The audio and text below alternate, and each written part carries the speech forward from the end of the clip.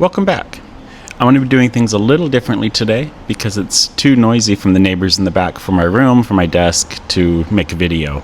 So I'm doing it from the living room. Welcome to my living room. There's a lot of movement in the universe right now. There's the Lion's Gate, there's celestial alignments, there is an organic, natural change and shift happening. And so I think it's very fitting that accidentally the end of my prologue that I will be reading here shortly comes up during this moment of alignment. I'm going to read from my book, An Eternity of Longing, and this is the last 2 pages of the prologue. And if you have it, please read along. Otherwise, you can pick up a copy on Amazon or send me a message directly to get a copy. And I would love for you to read this with me, but let's dive into it. With longing, with a gaze into the infinite, the nights grew longer and the questions deeper. Each star I gazed upon seemed like a silent witness to my soul's yearning, a steady pulse in the darkness reminding me of a vast, unfolding mystery. I was no longer just a child questioning rules or a rebel against dogma. I was a traveler in the cosmos of my own being, seeking the source of the light that flickered within me. The stories of my childhood, the parables, the prayers, the sermons, became both anchor and sail.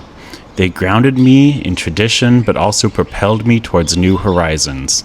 I learned that every culture has tried to map the stars, and through them, the soul.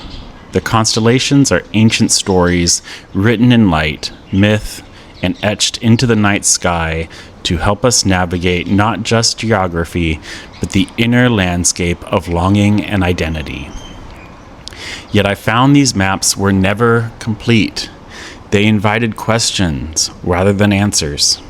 They were guides, not prisons.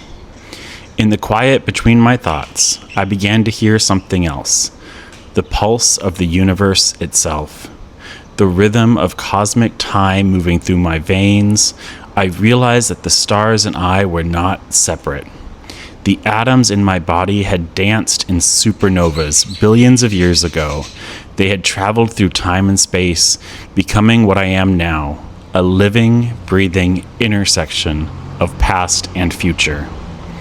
This truth shattered the illusion of separateness. I was both unique and universal, a single note in a vast cosmic symphony.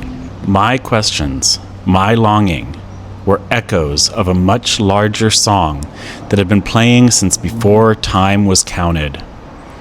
But with this awareness came a paradox. If the universe is eternal, if atoms cycle endlessly, then what of my individual self? What of my memories, my pain, my joys? What of the soul that felt so personal and intimate? Why was I longing for more? I began to see that the soul is like the stars themselves, both individual lights and part of a greater constellation. Our stories are threads woven into the fabric of eternity. We are brief sparks of consciousness, yes, but sparks that carry the flame of something infinitely larger. Longing, then, is not just personal sorrow or desire.